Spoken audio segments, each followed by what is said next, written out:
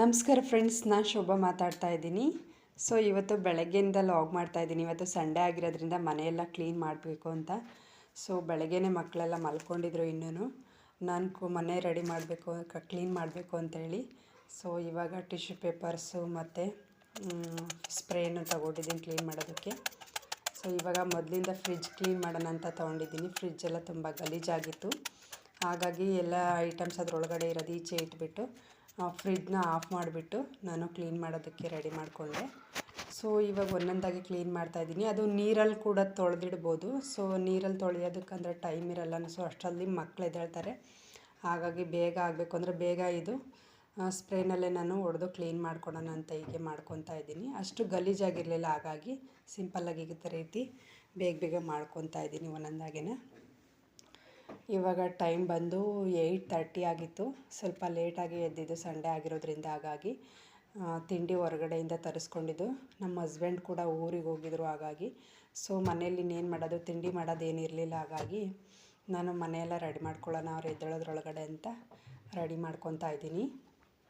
ಹಾಗಾಗಿ ನೋಡಿ ಒಂದೊಂದಾಗಿ ಕ್ಲೀನ್ ಮಾಡ್ಕೊತಾ ಇದ್ದೀನಿ. ಅದು ಗ್ಲಾಸ್ ತಲ್ವ, ಹಾಗಾಗಿ ತುಂಬ ಭಯ ಆಗುತ್ತೆ. ಸಾಫ್ಟು ಎಲ್ಲಿ ಬಿದ್ದೋಗುತ್ತೆ, ಒಡೆದೋಗುತ್ತೆ ಅಂತ ನಿಧಾನಕ್ಕೆ ಒಂದಾಗೆ ಮಾಡ್ಕೊತಾ ಇದ್ದೀನಿ. ನನಗೆ ಸೌಂಡ್ ಮಾಡಿರಿ ಎಲ್ಲಿ ಮಕ್ಕಳು ಎದ್ದೇಳ್ತಾರೋ ಅಂತ ಎಷ್ಟು ಸೌಂಡ್ ಮಾಡ್ದಂಗೆ ಸೌಂಡ್ಲೆಸ್ ಆಗಿ ಮಾಡ್ಕೊತಾ ಇದ್ದೀನಿ. ಹೇಗೋ ಸ್ವಲ್ಪ ಬೇಗನೆ ಆಗ್ತಾಯಿತ್ತು ಕೆಲಸಗಳು. ಹೀಗೆ ಒಬ್ಬರೇ ಇರೋದ್ರಿಂದ ನನಗೂ ಕೂಡ ಕೆಲಸಗಳು ಮಾಡೋದಕ್ಕೆ ಏನೋ ಈಸಿ ಮೆಥಡ್ ಅಂದರೆ ನನ್ನ ಮಕ್ಕಳು ಮಲ್ಕೊಳ್ಳೋದಷ್ಟೇ. ನನಗೆ ಅವ್ರು ಮಲ್ಕೊಂಡಾಗ ಅಷ್ಟೇ ಮಾಡ್ಕೊಳ್ಳೋದಕ್ಕಾಗೋದು, ಬೇರೆ ಟೈಮಲ್ಲಿ ಮಾಡ್ಕೊಳ್ಳೋದಕ್ಕಾಗಲ್ಲ. ಹಾಗಾಗಿ ಮಲಗಿಸ್ಬಿಟ್ಟೆ ಮಾಡಬೇಕು ನಾನು. ಎಲ್ಲರೂ ಇದ್ದಾರೆ, ಎಲ್ಲ ಊರಲ್ಲಿದ್ದಾರೆ. ಸೊ ನಾವು ನಮ್ಮ ಹಸ್ಬೆಂಡು ಮನೇಲಿರೋದ್ರಿಂದ ಹೀಗಾಗಿ ನಾನೇ ಕ್ಲೀನ್ ಮಾಡಬೇಕು. ನಮ್ಮ ಯಜಮಾನ್ರಿದ್ದಾಗ ಅವರು ಕೂಡ ನನಗೆ ಹೆಲ್ಪ್ ಮಾಡ್ತಾರೆ. ಅವರು ಪಾಪಲ್ಲಿ ಎತ್ಕೊಳ್ಳೋದಾಗಲಿ, ಸೊ ನನಗೇನಾದರೂ ಕೆಲಸಗಳು ಮಾಡಿಕೊಡೋದಾಗಲಿ ಸ್ವಲ್ಪ ಸ್ವಲ್ಪ ಗೊತ್ತಿರೋದನ್ನು ಮಾಡಿಕೊಡ್ತಾರೆ ಅವರು ಕೂಡ. ನಾನು ಅವ್ರ ಹತ್ರ ಜಾಸ್ತಿ ಯಾವುದೂ ಮಾಡ್ಸೋಕ್ಕೆ ಹೋಗಲ್ಲ. ಸೊ ಅಡುಗೆಗೆ ಬೇಕಾದಾಗ ಏನಾದರೂ ಸ್ವಲ್ಪ ಹೆಲ್ಪ್ ಮಾಡ್ತಾರೆ ಅವಾಗ ಪಾಪು ಎದ್ದಿದ್ರೆ. ಈ ರೀತಿ ಫ್ರಿಡ್ಜ್ ಕೂಡ ಅವರೇ ಕ್ಲೀನ್ ಮಾಡ್ತಾರೆ. ನಾನು ಸುಮಾರು ಪ್ರೆಗ್ನೆಂಟಿಂದ ನಾನು ಕ್ಲೀನ್ ಮಾಡಿರಲಿಲ್ಲ. ಅವರೇ ಕ್ಲೀನ್ ಮಾಡಿಕೊಡ್ತಾಯಿದ್ರು, ಯಾಕಂದರೆ ನನಗೆ ಮಾಡೋಕ್ಕಾಗ್ತಿರ್ಲಿಲ್ಲಲ್ಲ. ಹಾಗಾಗಿ ಫಸ್ಟು ಇದೇ ಟೈಮ್ ನಾನು ಫ್ರಿಡ್ಜ್ ಕ್ಲೀನ್ ಮಾಡ್ತಾ ಇರೋದು ಇವಾಗ ಪಾಪು ಆದಮೇಲೆ. ಯಾಕಂದರೆ ಬಾಣ್ತಿ ಅಂತೇಳಿ ಕೋಲ್ಡ್ ಆಗಿಬಿಡುತ್ತೆ, ಫ್ರಿಡ್ಜಲ್ಲಿ ಕೋಲ್ಡ್ ಇರುತ್ತಲ್ಲ, ಐಸ್ ಇರುತ್ತಲ್ಲ. ಹಾಗಾಗಿ ನಾನು ಕೈ ಇಡೋ ಆಗಿರಲಿಲ್ಲ, ಅವರೇ ಕ್ಲೀನ್ ಮಾಡ್ಕೊತಾಯಿದ್ರು. ಇದು ಫಸ್ಟ್ ಟೈಮ್ ಇವತ್ತಿಂದ ನಾನು ಕ್ಲೀನ್ ಮಾಡ್ಕೊತೀನಿ ಇನ್ಮೇಲಿಂದ. ಹಾಗಾಗಿ ಇದಕ್ಕೂ ಮುಂಚೆ ಅವರೇ ಎಲ್ಲ ಕ್ಲೀನ್ ಮಾಡಿದರು ಚೆನ್ನಾಗಿ. ಇವಾಗಿಂದ ನಾನು ಕ್ಲೀನ್ ಮಾಡ್ತಾಯಿದ್ದೀನಿ. ಸೊ ಈಗ ಎಲ್ಲ ಕ್ಲೀನ್ ಆಯಿತು. ಇವಾಗ ಮೇನ್ ಡೋರ್ದು ಕ್ಲೀನ್ ಮಾಡಿಕೊಂಡೆ. ಕೆಳಗಡೆ ಫುಲ್ಲೆಲ್ಲ ಮಕ್ಕಳು ಯಾವಾಗಲೂ ಕೈ ಇಡ್ತಾ ಇರ್ತಾರಲ್ವ, ಏನಾದರೂ ತಿನ್ನೋಕ್ಕಿಟ್ಟಿದ್ರೆ ಸೌತೆಕಾಯಿ ಎಲ್ಲ ತಗೊಳ್ಳೋದಕ್ಕೆ ಹೋಗ್ತಾರೆ ಅದರೊಳಗಡೆ. ಹಾಗಾಗಿ ಅದು ಕೈ ಇಟ್ಟು ಎಲ್ಲನ ಹಾಲು ಚೆಲ್ಲೋದು ಎಲ್ಲ ಮಾಡ್ತಿರ್ತಾರೆ. ಮಕ್ಕಳಿರೋ ಮನೇಲಿ ಇದ್ದೇ ಇರುತ್ತಲ್ಲ, ಗೊತ್ತಿರುತ್ತಲ್ಲ ನಿಮಗೆ. ಹಾಗಾಗಿ ಎಲ್ಲ ಚೆಲ್ಲಿದ್ರು ಹಾಲು, ಸ್ವಲ್ಪ ಸೌತೆಕಾಯ್ದೆಲ್ಲ ಎಲ್ಲ ಇಟ್ಟು ನೀರು ಜ್ಯೂಸ್ ಇಡೋದು ಎಲ್ಲ ಮಾಡಿ ನಾನು ಕೂಡ ಕ್ಲೀನ್ ಮಾಡಿಕೊಂಡೆ. ನೋಡಿ ಎಷ್ಟು ಚೆನ್ನಾಗಿ ಕಾಣಿಸ್ತಿದೆ, ಹೊಸ ಥರ ಆಯಿತು. ಈಗ ಕೆಳಗಡೆ ಕೂಡ ಕೆಲವೊಂದು ಐಟಮ್ಸ್ ಇತ್ತು.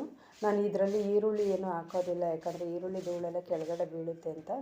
ಬೇಡದೇ ಇರೋ ವಸ್ತುಗಳನ್ನು ಏನಾದ್ರು ಅಂದರೆ ಕರೆಂಟ್ ವೈರ್ಗಳು ಏನಾದರೂ, ಮೊಬೈಲ್ ವೈರ್ಗಳು ಇರ್ತಾವಲ್ಲ, ಆ ರೀತಿ ಐಟಮ್ಸ್ ಇದ್ರೊಳಗಡೆ ಇಟ್ಕೊಂಡಿದ್ದೆ ಕೆಳಗಡೆ.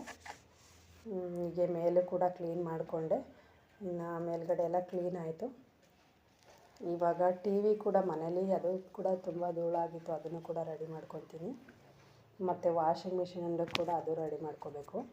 ಸೊ ನೋಡಿ ಈ ರೀತಿ ಜೋಡಿಸ್ದೆ, ಎಲ್ಲ ತುಂಬ ಚೆನ್ನಾಗಿತ್ತು ಬೇಕಾಗಿರೋ ವಸ್ತುಗಳನ್ನು. ಮತ್ತು ಟಿ ವಿ ಮೇಲೆ ಕೂಡ ಎಲ್ಲ ಅವರು ಗೊಂಬೆ ತಗೊತೀವಿ ಅಂತ ಹತ್ತಿ ಎಲ್ಲ ಇದು ಮಾಡಿದರು.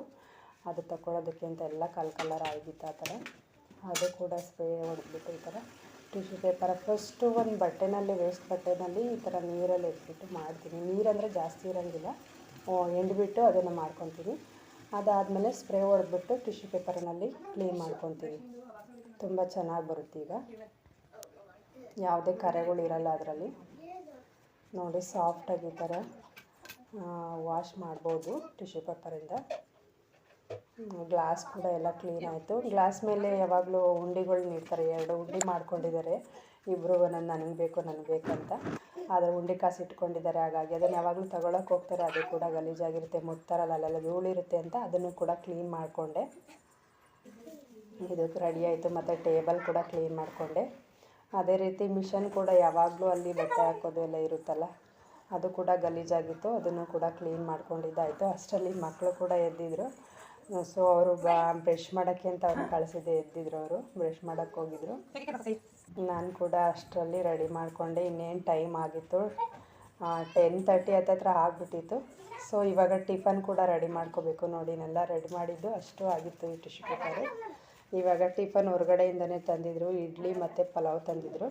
ಅವ್ರಿಗೆ ಇಡ್ಲಿ ಅಂದರೆ ಇಷ್ಟ, ಹಾಗಾಗಿ ನನಗೆ ಇಡ್ಲಿ ಬೇಕಂತ ಇಬ್ಬರು ತಿನ್ಕೊತಾ ಇದ್ದಾರೆ.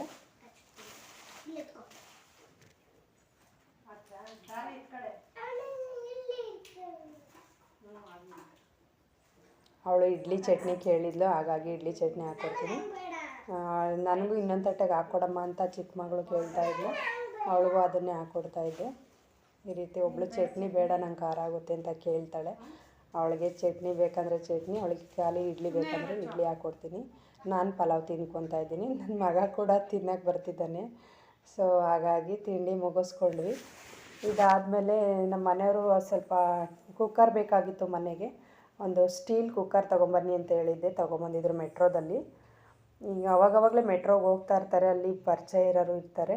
ಹಾಗಾಗಿ ಫ್ರೆಂಡ್ ಹೋಗಿ ತಗೊಂಬಂದು ಕೊಟ್ಟಿದ್ರು, ಹಾಗಾಗಿ ತೊಗೊಂಬಂದು ಕೊಟ್ಟಿದ್ರಂತೆ.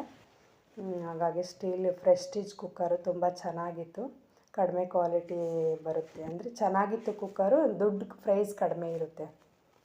ಅಲ್ಲಿ ಯಾವುದೇ ತೊಗೊಂಡ್ರು ಸ್ವಲ್ಪ ಪ್ರೈಸ್ ಕಡಿಮೆ ಇರುತ್ತಂತೆ. ಹಾಗಾಗಿ ಮೆಟ್ರೋನಲ್ಲಿ ತೊಗೊಂಡಿದ್ರು ಬೆಂಗಳೂರಲ್ಲಿ. ನೀವು ಕೂಡ ಮೆಟ್ರೋಗೆ ಹೋದರೆ ಈ ರೀತಿ ತೊಗೊಂಬರ್ಬೋದು, ಕಡಿಮೆ ಐಟಮ್ ಸಿಗುತ್ತೆ, ಕಡಿಮೆ ಬೆಲೆಯಲ್ಲಿ ಸಿಗುತ್ತಂತೆ.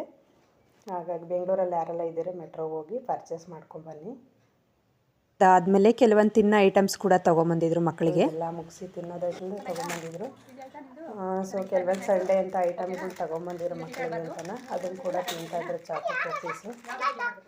ಜೊತೆಗೆ ನಮ್ಮ ಮನೆ ಹತ್ರ ಮೇಲ್ಗಡೆ ಒಬ್ಳು ಹುಡುಗಿ ಇದ್ದಾಳೆ, ಅವಳು ಕೂಡ ಫ್ರೆಂಡ್ ಆಗಿದ್ಲು. ಅವಳ ಜೊತೆ ಸಂಡೇ ಬರ್ತಾ ಇರ್ತಾಳೆ ಆಟ ಆಡೋದಕ್ಕೆ. ಅವಳು ಕೂಡ ಬಂದಿದ್ಲು, ಅವಳಿಗೂ ತಿನ್ನೋಕೊಟ್ಟು ತಿನ್ನಿಸ್ಕೊಂಡು ಆಟ ಆಡಿಸ್ಕೊಂಡು ಕೊಟ್ಟಿದ್ರು. ನೋಡಿ ಎಲ್ಲ ಹೇಗೆ ತಿನ್ಕೊಂಡು ಕೂತಿದ್ದಾರೆ ಅಂತ. ಏನೋ ಮಾತಾಡ್ತಿದ್ದಾರೆ, ಏನೋ ಕೇಳ್ತಿದ್ದಾರೆ ನನಗೆ. ಈ ರೀತಿ ನಮ್ಮ ಪಾಪು ಕೂಡ ಆಟ ಆಡ್ತಿದ್ದ. ಅದಾದಮೇಲೆ ಮಧ್ಯಾಹ್ನ ಹೇಗೆ ಆಯಿತು ಗೊತ್ತಿಲ್ಲ, ಹಾಗಾಗಿ ಪಾಪ್ಕಾರ್ನ್ ಇತ್ತು ಮನೇಲಿ, ಅವ್ರಿಗೆ ಪಾಪ್ಕಾರ್ನ್ ಕೂಡ ತಿನ್ನೋಕೆ ಬೇಯಿಸ್ಕೊಟ್ಟೆ. ಹೀಗಾಗಿ ತಿಂತಾ ಕೂತಿದ್ರು, ಸಾಂಗ್ ಆಡ್ತಾಯಿದ್ರು.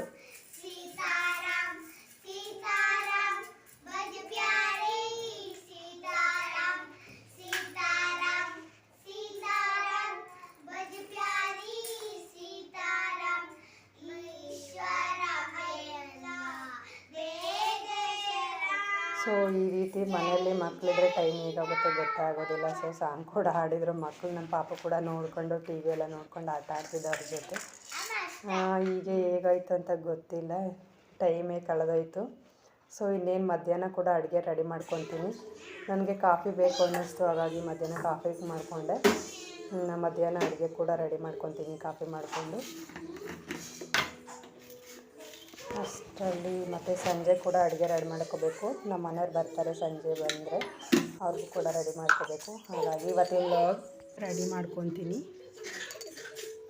ಸೊ ಇದಾದಮೇಲೆ ಮಕ್ಕಳು ಕೂಡ ಆಟ ಆಡಿ ಕೆಳಗಡೆ ಸ್ವಲ್ಪ ಹೋಗ್ತಾರೆ ಆಟ ಆಡೋದಕ್ಕೆ ಮನೆ ಮುಂದೆ. ಅವರು ಕೂಡ ಆಟ ಆಡ್ಕೊಳ್ಳಿ ಅಂತ ನೋಡ್ಕೊತಾ ಇರ್ತೀನಿ ಅವ್ರಿಗೂ.